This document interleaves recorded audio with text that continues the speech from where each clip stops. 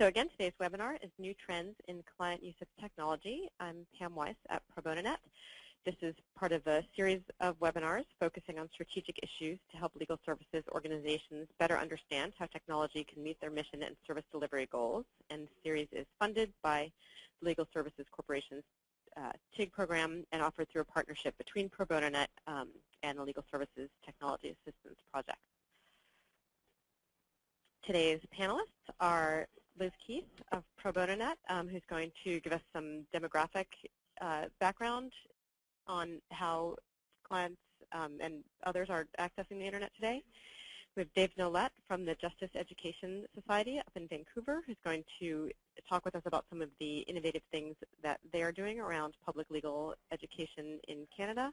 And then Brian Rowe of the Northwest Justice Project will talk to us about some of what they're doing, and they have received a BTOP grant, and we'll talk to us about some of the innovative work being done under that.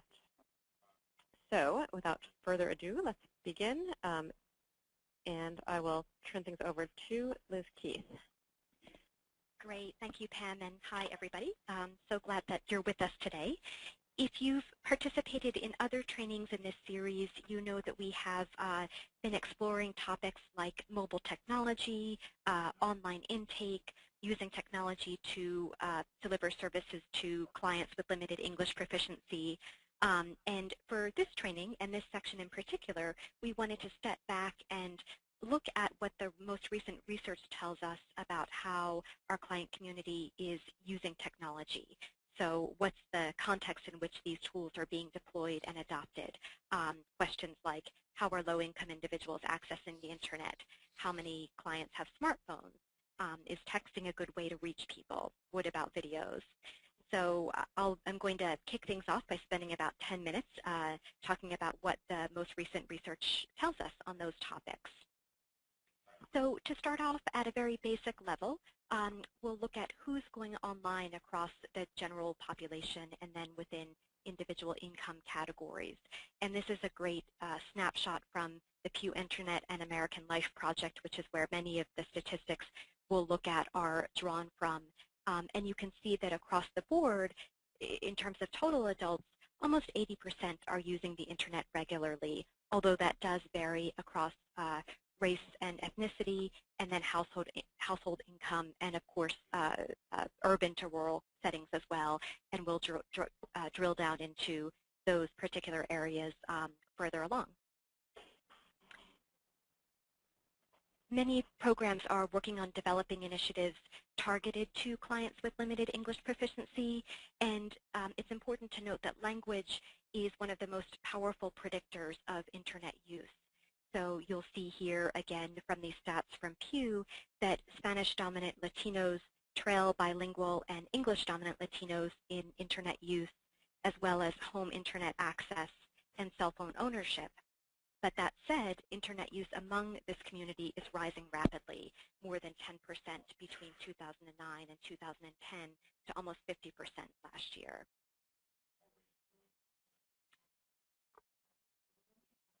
If people are going online outside of the home, where are they doing that? Not surprisingly, a large percentage of people are going online at work.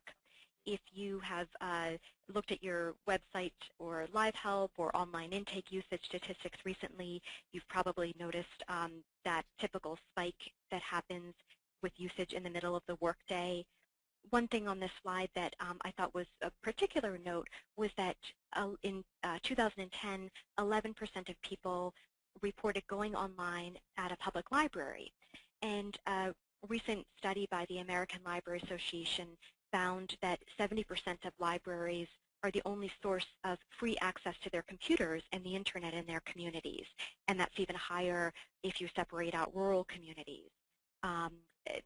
That same study found that about a third of those people are going to libraries specifically to get help with government and legal issues. And there are several TIG-funded projects this year to strengthen partnerships with public libraries as these critical public access points to online legal aid resources, and we'll be spotlighting work that's happening around those in upcoming webinars. So when looking at who's going online and where they're going online, we also need to look at the quality of their access, how fast their connection, because how fast their connection is impacts what they can do online. For example, whether they have broadband or dial-up access. And just to clarify some definitions here, the FCC defines broadband as high-speed internet access that is always on. So it doesn't need to be unplugged and plugged back in like dial-up, and it does not block phone lines during usage. So when we talk about broadband, common types would include DSL, cable, and satellite. But it's important to remember that not all broadband is created equal. Speeds can vary greatly from rural to urban areas, but generally speaking, broadband should support activities like streaming media, voice over IP, and interactive online services. And broadband usage correlates consistently with income. So low-income persons are less likely to have broadband access at home than their more affluent peers, but adoption, if we look at the 15 to 24,000 income range, adoption grew by 21% in the last year. The next slide shows what I think is a helpful graphical look at broadband use in the home in 2010. And as you can see, the disparity across income levels is still significant, but adoption in the lower income ranges is growing at a more rapid clip than the higher incomes.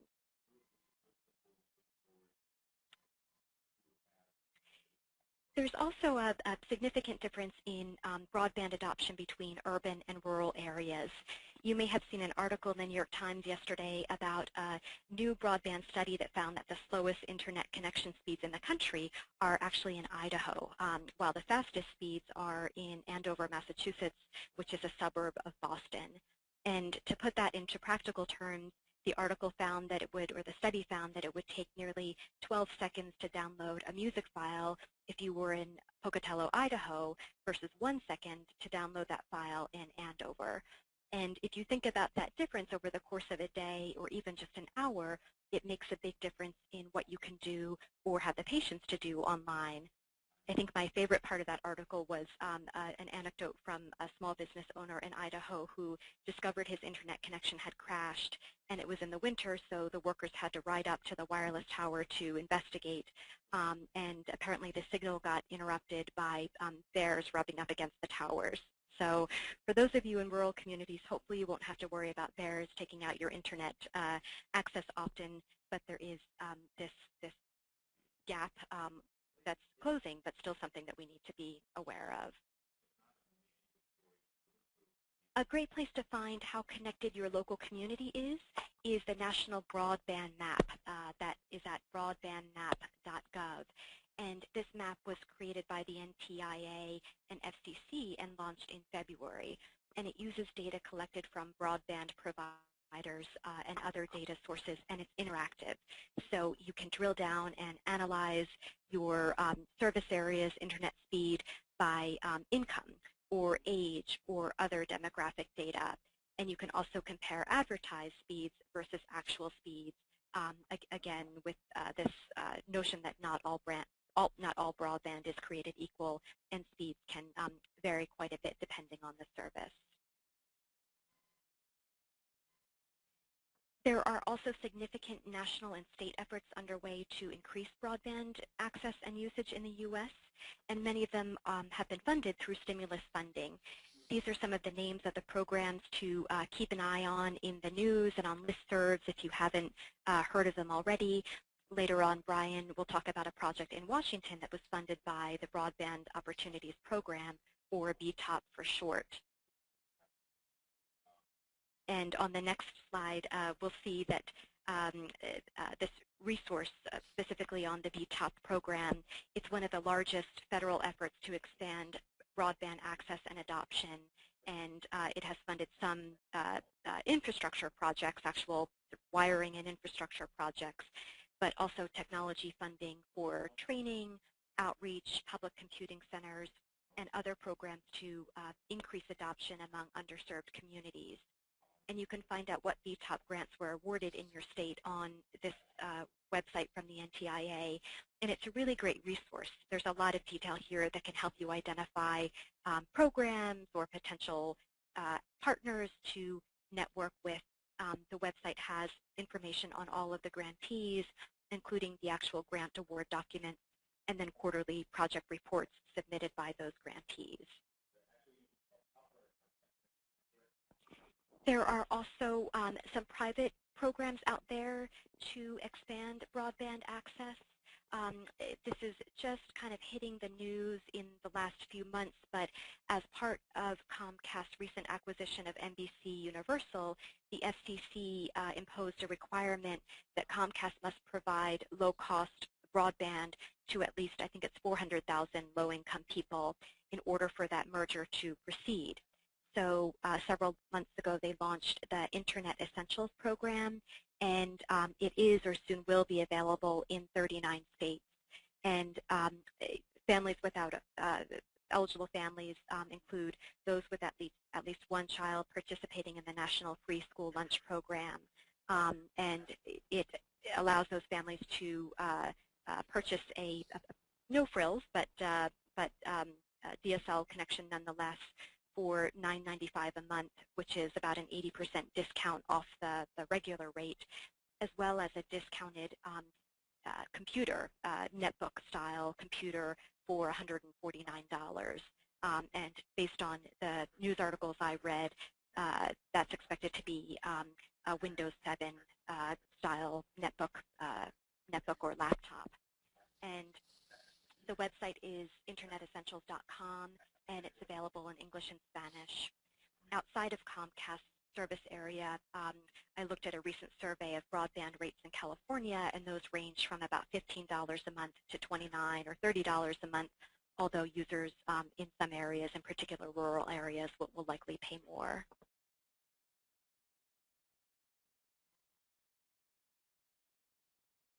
And I think this is a helpful quote from the NTIA, which really sort of underscores from a national public policy perspective the importance of these kinds of broadband initiatives.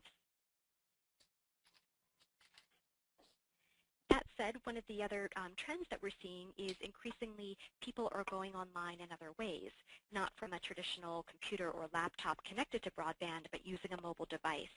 This trend is especially notable among African Americans and Hispanics who tend to use a mobile phone to go online in higher percentages than other groups. And a higher percentage of African American and Hispanics also report that their mobile phone is the only method, their only method for going online. So they use that rather than a traditional kind of place-based computer. And that the percentage of cell-only wireless users is also significant for those earning under $30,000 a year and with lower educational attainment.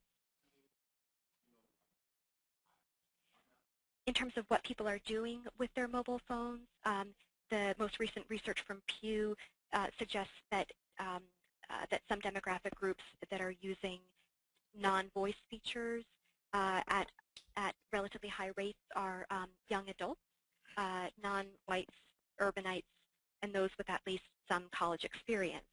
So non-voice features would include things like not just making calls, but accessing the internet, using email, going to social networking sites, or doing online banking. We just pulled this last statistic out for fun, but there was a note in the report that 13% of cell phone owners have admitted to pretending to use their phone in order to avoid interacting with people around them. So if that's you, then you're not alone. So just sticking with this theme that people use their mobile phones in different ways, this I think is a really helpful chart from Pew that illustrates that. One thing to note is that at the top of the list here, across all of these demographic groups, you'll note that the rates of text messaging use are relatively high. So they are in 2011, they are at around 70% for whites, but more than 83% of Hispanics report that they use their phone to send or receive text messages. So many programs are interested in how texting or SMS can be used to deliver information and services, and I think these statistics really speak to the how popular that medium is for communication across the board.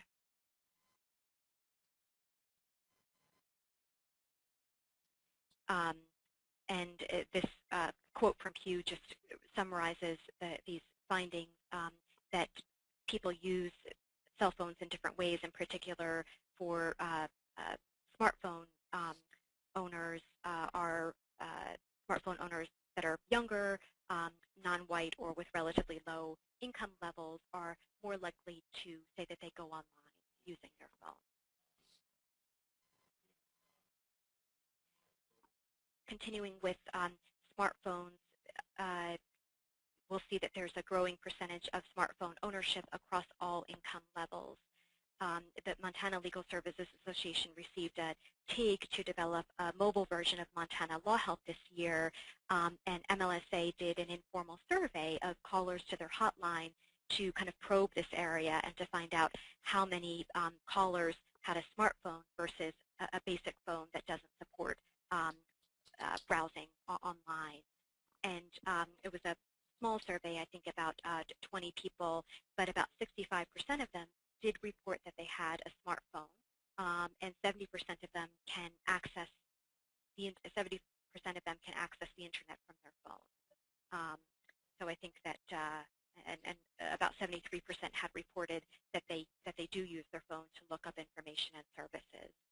So I think overall these stats are encouraging for the direction of mobile projects in the community.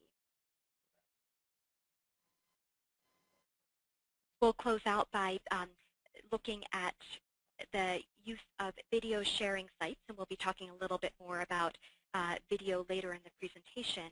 But the percentage of internet users who are watching videos and going to video sharing sites is increasing as well. If we look across the board, 71% report that they have used a video sharing site at some point, and 28% said that they used it yesterday. So increasingly, people are browsing out to video sites, and those trends are relatively consistent across income levels and across other demographic levels as well.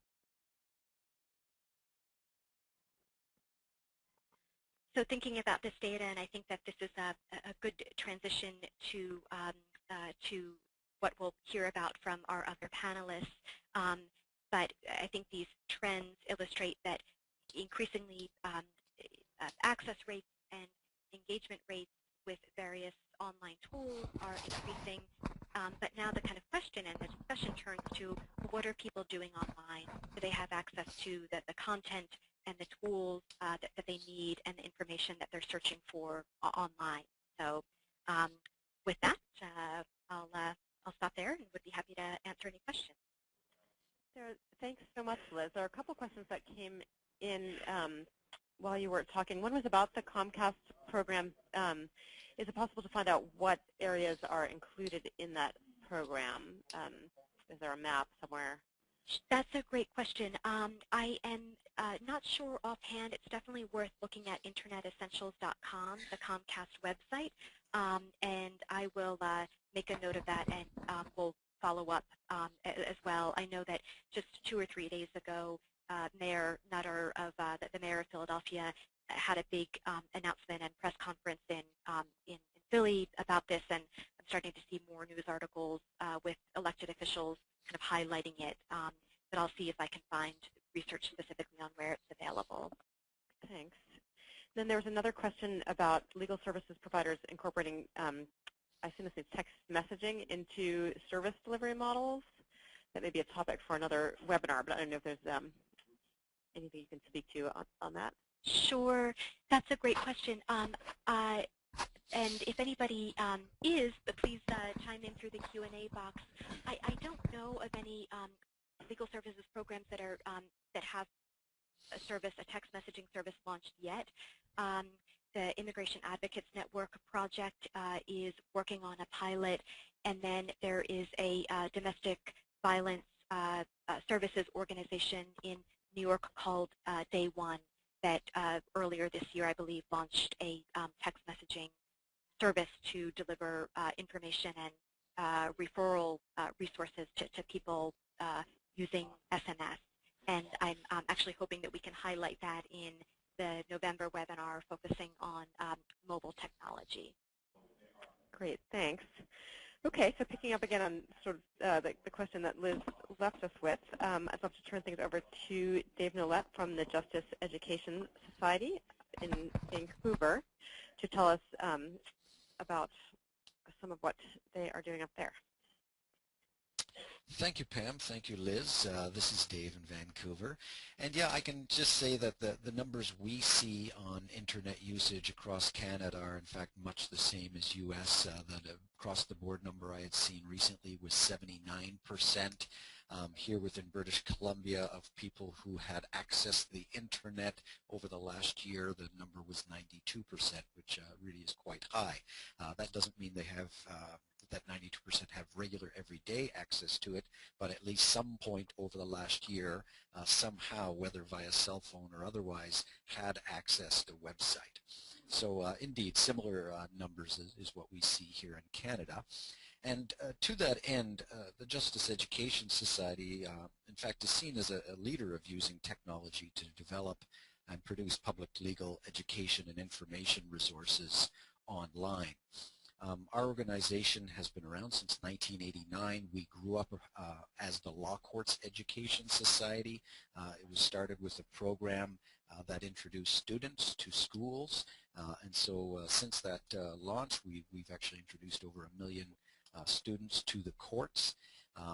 But we've branched out far beyond that now to offer various parenting programs, services for immigrants, for First Nations peoples. We have, in fact, over 28 different websites. We've produced over 100 different PLEI videos. And so, yeah, we are very much engaged in using technology to deliver content. On the next slide, you'll see that we in fact break our websites out into these 3 categories where we have self-help, toolkits, and education. I'll explain those briefly and then give a quick intro of the 2 websites I'll be talking about today. So first of all, on the self-help side, these are resources that have been developed to help the public get the resources they need to address their legal issue. And that focuses somewhat on the courts in terms of getting access to court forms and information about court processes, but it also focuses to some extent around the parenting after separation issues that are a legal matter as well. And in that regard, Families Change is a website dedicated to helping parents transition during a family breakup. One of the new products we've introduced there is a course called Online Parenting After Separation. It's available in English, Mandarin, and Punjabi, and ultimately each language element includes over 100 videos individually, where it's a complete online course. It has so many videos because it's kind of in 2-minute segments as it goes through. Typical users take 3 to 4 hours to go through all of the content, and it is a certificate granting program, so you take an exam at the end, and if you have a substantial score, 70%, then you can in fact receive a certificate, and that helps you on the court process side of things. What we're going to talk about today is another of our parenting after separation resources, and that's kidsbc.ca, and it originally started as an acronym, Kids in Divorce and Separation. That's the kids part.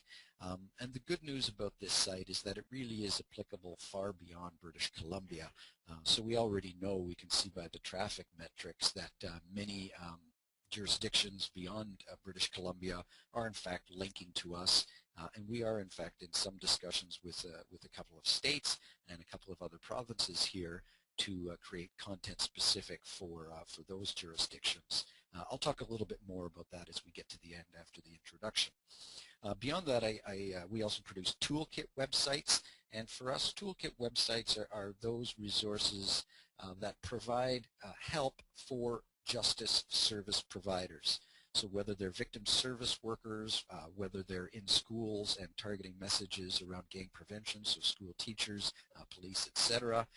We work closely with immigrant settlement workers, and so we have a website, Immigrant Legal, and those are toolkit websites. Again, they focus on helping service providers, and we today will talk very quickly about one of those websites, Immigrant Legal. On the other side of things in terms of our online resources is education resources, and we have, as I said from the start, grown up around introducing students to the courts, and so we have a number of educational resources specifically for that purpose. Courts of BC introduces teachers and students to our courts. YCGA in Canada, we have the Youth Criminal Justice Act that applies all across Canada, and so that website in fact includes a course that is certificate granting for teachers to get Pro Development Day credit, and it also has a broad range of activities, exercises, tests for students. So a broad range of resources there. But without further ado, I think we'll jump into Kids BC and start to take a look at that. So Changeville is a community that it's an online community that we developed that in fact is meant to be representative of where people live in Canada, and ultimately we put a geographic reference to issues they have around going through separation and divorce. When I say they, I am talking to kids. The website was designed to be targeted to kids 16 to 14. And some of the research that we did suggested that if we targeted the imaging and messaging at those 6 to 10, that in fact the young teens would in fact also appreciate and benefit from the content. So you'll see as we take a look through the images here that really the animations are very graphic, the colors are rich. We are, in fact, ethnically diverse in terms of the images portrayed. We're also gender neutral as that goes, just in terms of our language. It's about separating families and those partners, not necessarily a him and a her. And so we've really tried to take into account a number of audiences and a number of concerns. So a couple things before we advance here. We enter Changeville, we provide an opportunity to take a tour. In fact, the first step is a login feature. And this is because we have a journal as part of the website, and we wanted youth to have the confidence to know that when they put information in, it's their information. When they create a poster and save it, that's just for them. So all of that information, in fact, does not live back on our server. It lives directly on their own computer. So in terms of the login, that's something they create for themselves. They create an avatar, and we'll take a look at that, a character that moves through Changeville. And with that login, they are able to feel comfortable that the information that they input is theirs alone, and it won't be available to whether it's the brother, the mother, the father, someone else who accesses the computer immediately after them. So we'll go on from there, and we enter Changeville. Thank you. Oh, sorry, forgot here. Yes, we start with, in fact, the avatar, and so there's a variety of screens that people can go through and change the hair, face, shirt, pants, etc., and create their own distinctive avatar that, again, will walk through the map of Changeville. And so we'll then go on to the next one. And thank you for all of this, Pam. And so yes, we are now at the map of Changeville, and I'll just talk about the different neighborhoods we have. On the right, we have you see the theater, the courthouse law office. That is an area we call Legal Street, and I'll talk a little bit more about that. Up in the top right corner, you have what is meant to be kind of representative of residential neighborhoods. So everything from the trailer to the mansion to the condominium apartment is represented up in the top right, and we go through a series of parenting traps there, games parents play. That is called Breakup Street. And then kind of central left and top left, we have kind of the mall, which includes a park and a poster shop and the mega mall there. So your character walks through the streets and in fact has the chance to go in and stop at various points. And the site is entirely flash-based, and so it plays through like a movie, in fact, and it's rich audio throughout. And I did think that for this presentation, rather than each of you going there on your own, or in fact me leading you through, I thought it might be just more expedient to create these images. So I do encourage you afterwards to go through. You get a much more rich sense of the website by taking a tour yourself and walking through Changeville. But for now, I'll just walk you through the image portions of the site, and we'll go from this welcoming map here directly, in fact, over to our first neighborhood, and that is Legal Street. So on Legal Street, you have a legal office, you have our theater, the courthouse, the library within each of those buildings. And you can see the avatar, by the way, that little red-shirted character in the bottom middle. As you move through, again, it would cross the street and go into the theater, into the legal office, etc. So in each of these buildings, we have different resources available. In fact, as you move forward, if you go into the law office, into the legal offices, we have videos on what is divorce, what is custody, guardianship, and access. So I've taken just a screenshot, and we'll advance again, Pam. Taken just a screenshot. We have a Blackboard illustration. Again, it's a full-fledged video there, and this is just showing shared custody and what that might mean. So we go through some of the legal terms. What is custody? What is sole custody? What is shared custody? What does guardianship mean? And in the context of families separating, what is access? And so that's part of what children learn in terms of the backdrop of separating, is the terms around the legal process of separation. So we move on from there. Over at the courthouse, you learn again more about some of the basics. Legal words is actually a word search exercise, and you come across, again, some of those familiar words: custody, access, guardianship, but you also come across some other words like sad, disappointed, angry, and this website, beyond informational, really, it's just on Legal Street that we have information. Beyond this, the website really is meant to help children cope, and so we get at some of the emotions around separation. And so Legal Streets kind of sets the basis for the legal content, the process side, but in fact, as we move forward, you start to look at their emotional, the kids' emotional experience of divorce. So again, they get to see videos on divorce process and legal words. We're going to move on from Legal Street now and head over to the mall, that portion of the neighborhood that includes the skate park and the print shop. So into next, at the park there where the slide and the swing were, if you click through, you'll see that we have some word exercises again there, word search. And so in this, and every time you come back, by the way, and refresh the page, it's a different puzzle. So when you come here the first time, the words that I'm showing on the screen are sad, angry, and hurt. If this was live and you were all on the site, in fact, the puzzle would be different for each of you. So that's auto-generated. We have a series of these words that, in fact, auto-generate into this word search puzzle, and kids can come back time and again and do a different puzzle every time. So beyond that, if they move across to the poster shop, we have a series of posters that they can complete. This is an example of one, and so it starts just black and white, today I feel, and it's empty. And so I've added in the phrase, today I feel blank, and I've added in the phrase, I'm empty, and then for all of your graphic visual benefit, I've colored in some of the faces here. Yeah, youth indeed get to spend lots of time and color up different posters that they have.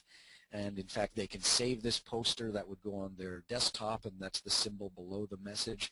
They can also print this up and give that out.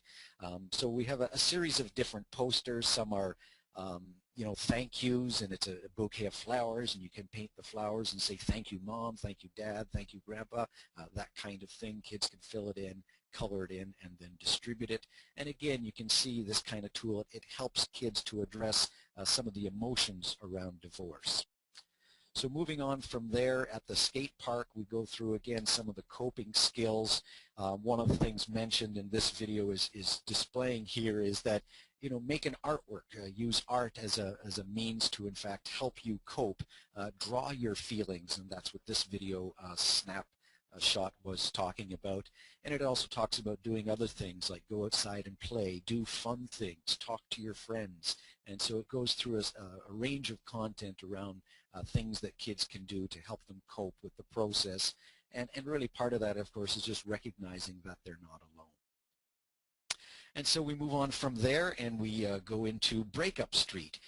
Again, this was meant to kind of mirror all communities in one, and we have the gamut on the right side from the trailer park home. In the middle is the mansion, and on the left side is the condo. And at each of these homes, we go through different parenting traps. And you know, one of the issues that comes out from the research is, of course, that kids are often caught in the middle. And through the games that parents play in divorce, they in fact make it more difficult for the child oftentimes to deal with divorce. And so we're going to take a quick look at something like the bad mouth trap, but there's the wishing trap and a series of others that really address practical issues that the kids go through. So in the example we're looking at here, this is the bad mouth trap, and this is a case where in this video mom is basically saying, you know, you're messy, you're just like your father, he could never get organized and keep things together, and you're just like him. So it's an example of one parent bad-mouthing the other to the child and making the child feel uncomfortable, of course. And through this, we show a video, we show the scenario. The next step in the process is to take a look at feelings. So quickly as we go forward, the question is asked, how do you think that makes this child feel? And as you mouse over and click through the different thought bubbles here, it makes him feel sad, it makes him feel confused, and there's some video content around, yes, you know, that's right. You know, it's not his job to make mom say nice things about dad. He really just wishes that they can get along, of course. And so again, there's content here to help him recognize his own feelings are not odd or unusual around this process. And yes, as we move forward then, there's part of the, you might say, the kind of some solutions and some things to do. And so in this case, there's a series of puzzles. This one, in fact, shows once you finish the puzzle, it's kind of super mom and super dad, and it really is dialogue around, you know, them saying positive things. He wants to think of them both as superheroes and not as bad in any way. And you, the child, can say that to mom and dad, that I like to hear good things about dad, and dad, I like to hear good things about mom, and that recognize that when they're critical, that hurts me. So we're giving some really practical messaging around their own experience of divorce and things that they can deal with. Beyond that, as you move forward, in the top right portion of our website, across every page you have access to this journal. And so here's an example of my journal, and we have some preset pages on the left. As well, kids can add their own page and go through and create content. So this particular one was, what am I afraid of? And this content was actually taken from one of the courses we offer, where we in fact had some children create some journals. So in this case, what am I afraid of is that everyone will think that it's my fault that my parents split up, or that it's going to hurt for a long time. I'm afraid that mom and dad will separate my sister and I. You know, mom and dad are now separated. Maybe my sister and I are going to be separated. So this is actually excerpts I've taken from one of the in-person sessions that we had with a child. But it's just to say the child can go on and put their own feelings, their own thoughts into this basically online journal, and it is private just for them. And so the good news about all this is a lot of rich content, a lot of emotionality, some difficult content to deal with just in terms of sadness and anger and the feelings there. So back on Legal Street, there is the library, and in the library we point to some help resources that are available. And the good news here is that all the other content of the site is really applicable to multiple jurisdictions, but this one page in the library where you can get help. You can call them, 911 if it's an emergency. Here in British Columbia, we have a couple of different phone lines that kids can call in and get help. And this page, I just wanted to show it because it's an XML file, which in plain language is just a text file. It's really easy for us to do IP recognition, for example, and know that the child is in Arizona or California and New York, and instead of putting up the British Columbia page, post up the California where to go to get help page, Arizona, New York, etc. So I do want to say out of the gate, this site was designed to be able to be multi-purposed for other jurisdictions. So if you are interested in that, you can follow up with an email to me and we can chat about that.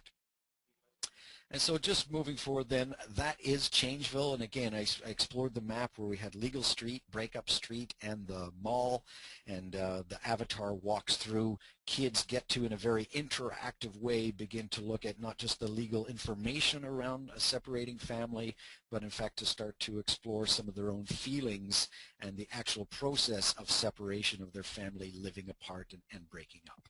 So that's Kids BC. And maybe I should open to questions now. Sure, yeah. That have come through in the box. A lot of people seem to really like it. Someone's asking about the fact that it's available as well in French and perhaps other languages. Is that correct?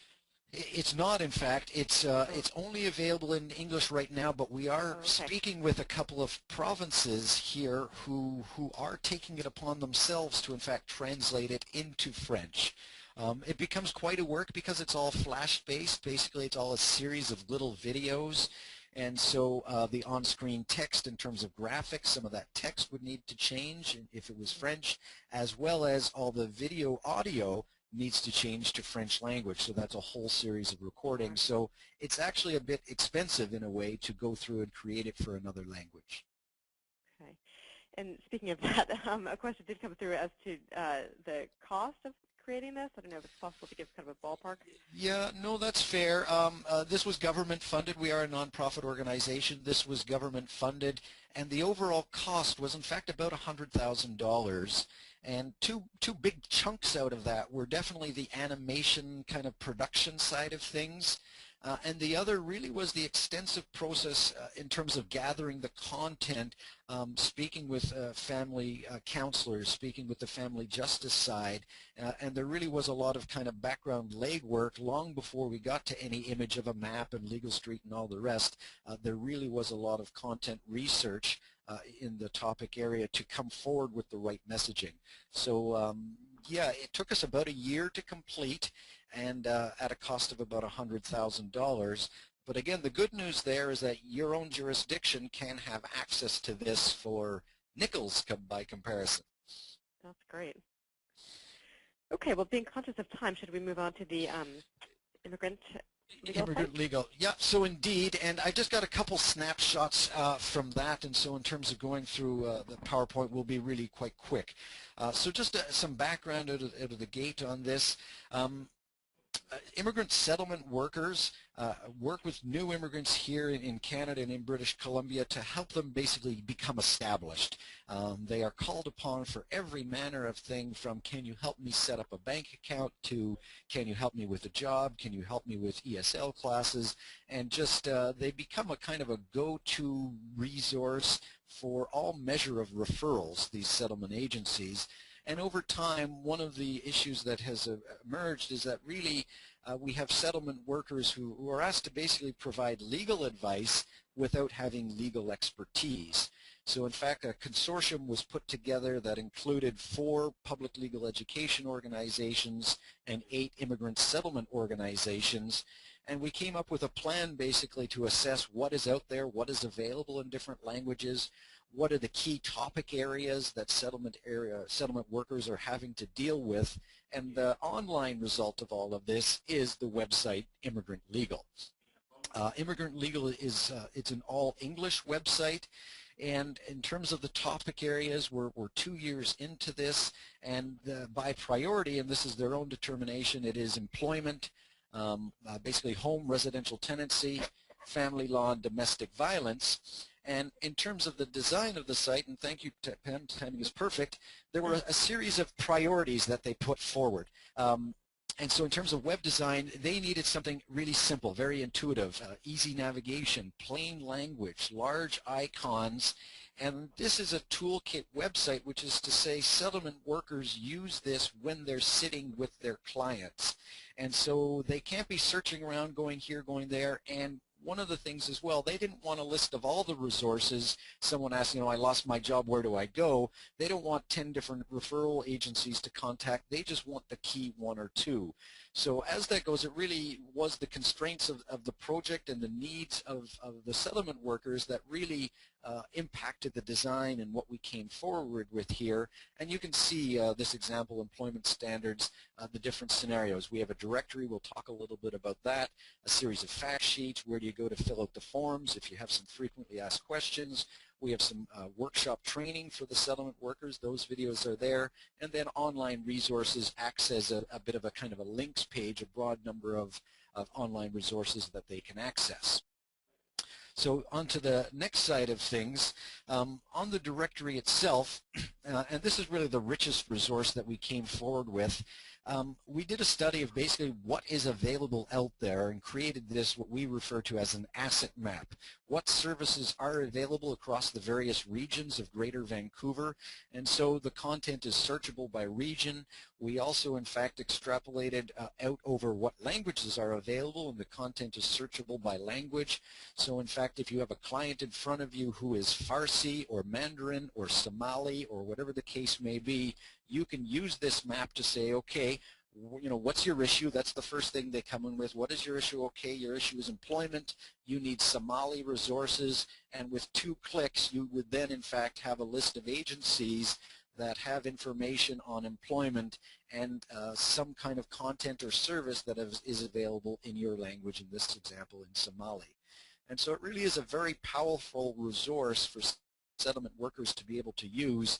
It does become that kind of go-to reference that's on their desktop all day long as clients come in and say, I was just laid off, what do I do? Or my landlord wants to kick me out, what do I do? I'm having issues at home, how do I go about getting my own divorce? And while I'm asking all of those questions in English, in the settlement community, they come forward in a broad range of their own language. And as you see here, we list, in fact, 32 different languages where we, in fact, have some measure of resources or services. From a technical perspective, it's all based on Google Maps. There's over 200 agencies listed, and it really is fairly simple Excel-oriented database that basically enabled to have this kind of capacity and create this resource directory.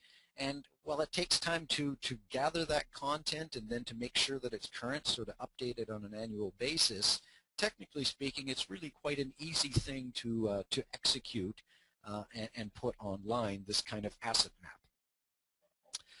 So that's my snapshot, in effect, of immigrant legal.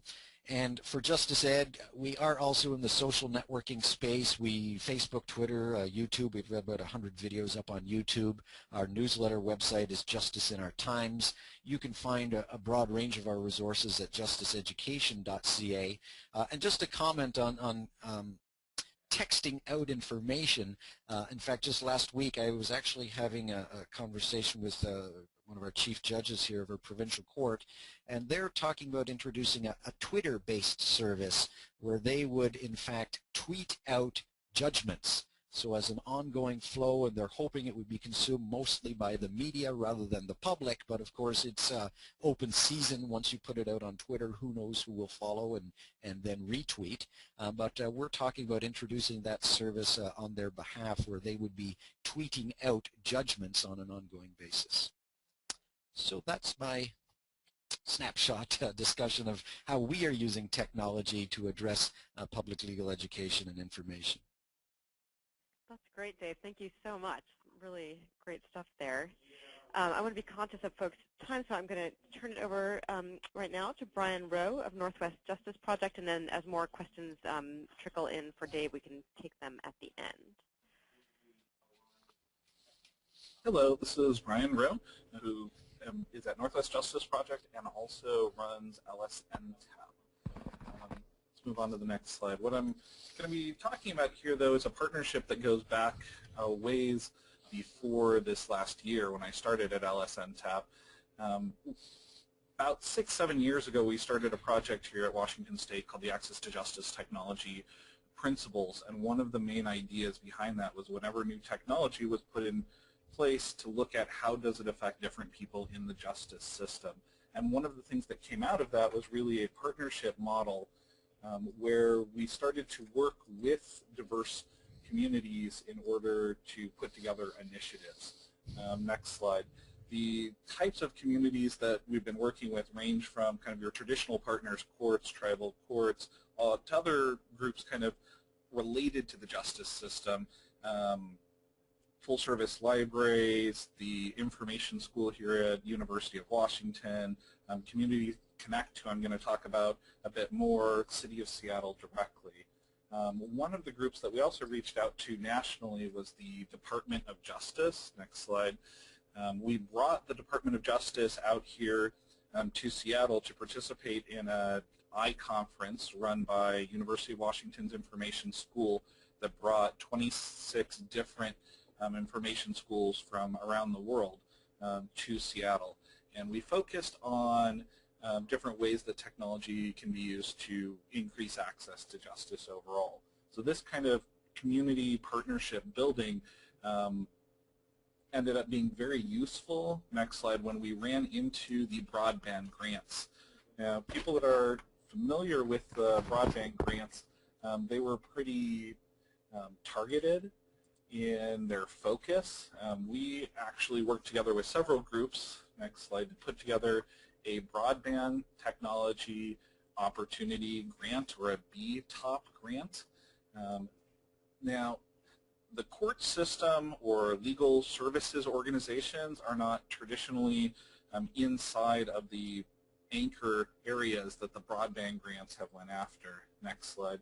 The focus has been on schools, safety organizations, libraries are in there a little bit, but what we really did was went forward and took all of those partners that are related to those other anchor groups, and then also made the presentation that the justice system really needs to be considered as one of the equivalent of those other traditional anchor groups. Our biggest partner for us, next slide, was a Community Connect network who actually facilitated the grant, got stakeholders from all of our 35 different partners and wrote up the grant that we worked on.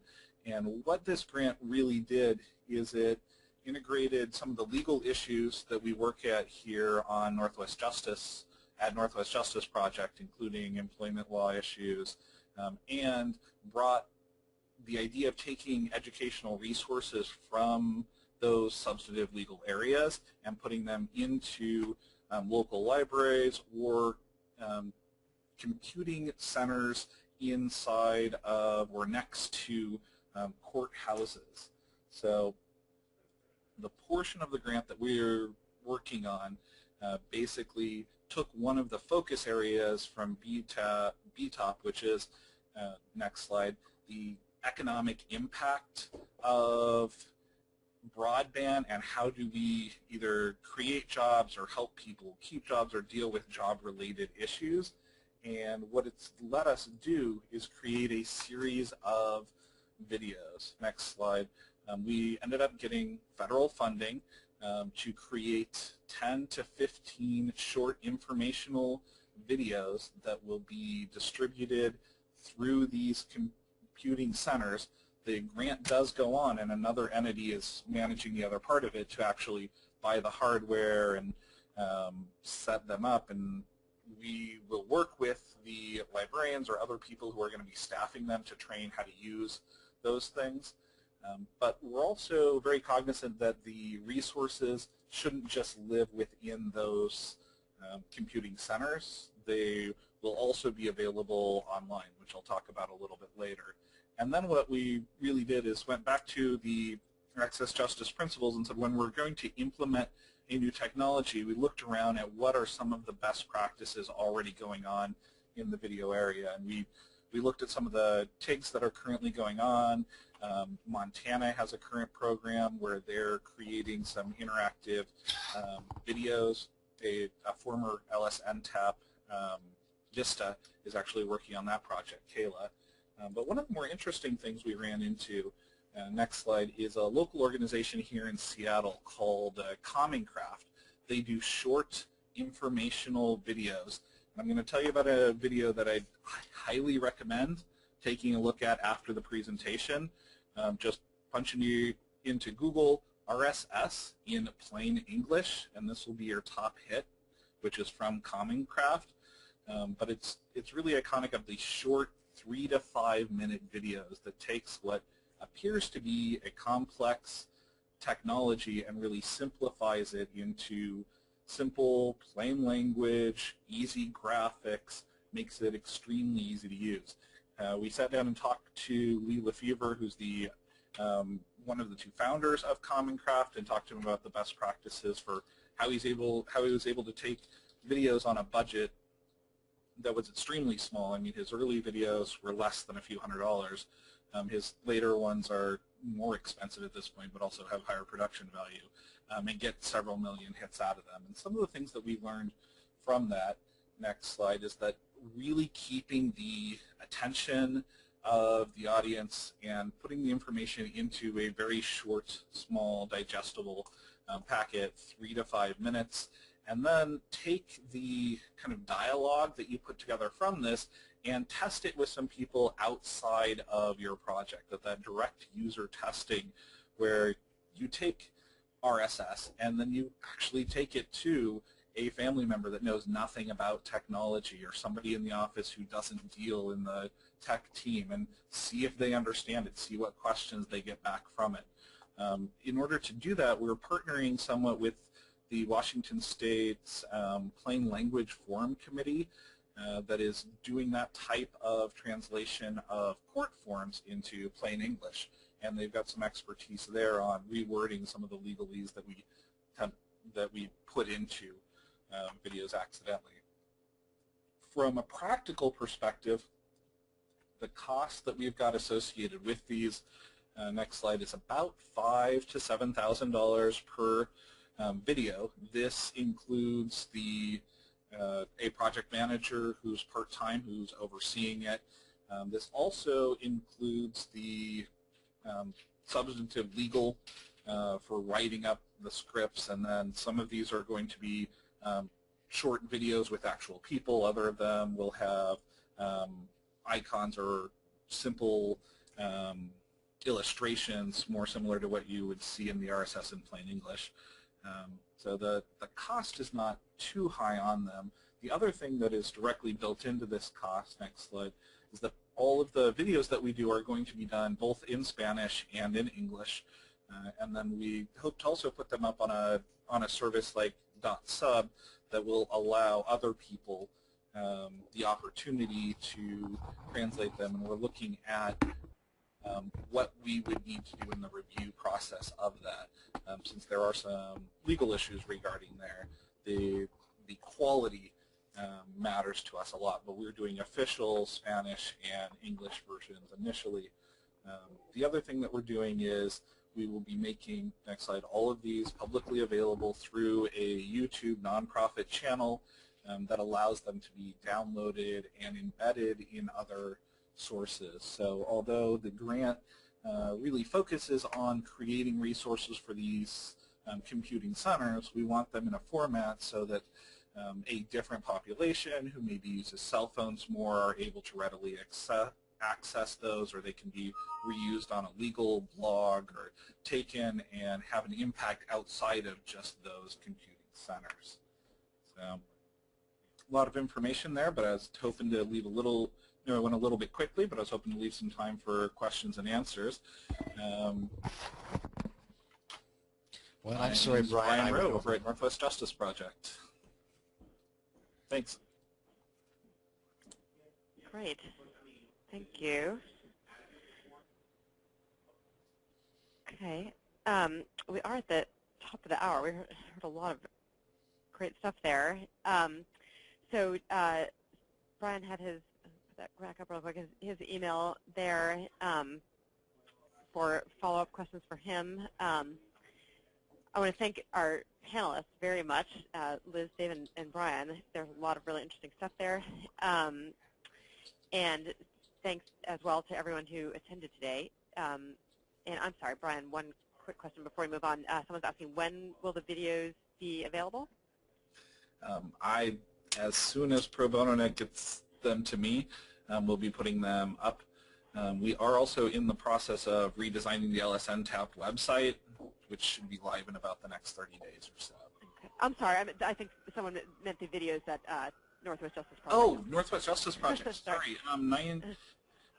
We are 6 months into an 18-month grant, so they should be up within the next year. Hopefully we'll be able to roll them out progressively, and we'll have some towards the January-February time period to start.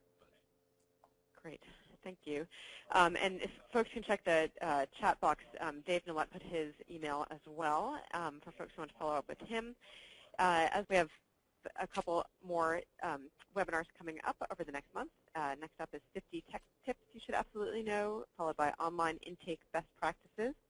So stay tuned for registration information for those. And for more general questions about the series overall, you can contact Brian or Allison McDermott here at Pro Bono Net. And if you have a chance to take the survey after this webinar, that would be very much appreciated. So, all right. Well, thank you very much to everyone, and have a great rest of your day.